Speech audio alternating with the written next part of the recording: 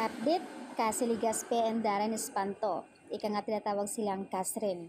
Ganito pala ka-sweet talaga si Darren kay Cassie. Makikita mo sa photos kung saan ay bitbit nga ni Darren ang high heels ni Cassie.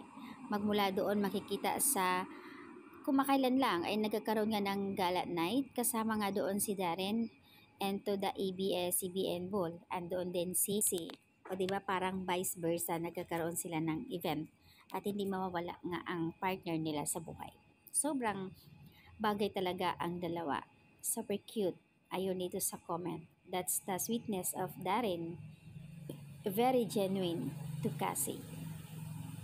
And as usual naman, si Cassie makikita nyo na very bubbly ayon sa iba, clingy, pero napaka-sweet pala.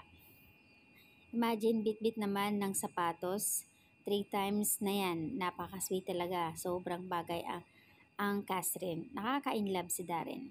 Sana all may Casrin. Love you babies. Ayon dito sa mga comment. Thank you so much Darren dahil sa pagiging genuine mo to Cassie Ligaspe. May comment isang netizens dito. Sinabi niya, we love you so much Casrin. Bagay na bagay kayong dalawa. Perfect couple talaga. Although walang inamin ang dalawa, pero base sa interview sa kanila during the ABS-CBN Ball na sinasabi ni Darren, wala pa kami sa ganyan relasyon. Noong tanungin si Cassie, ang sinasabi niya, I don't know pero he's very special for me.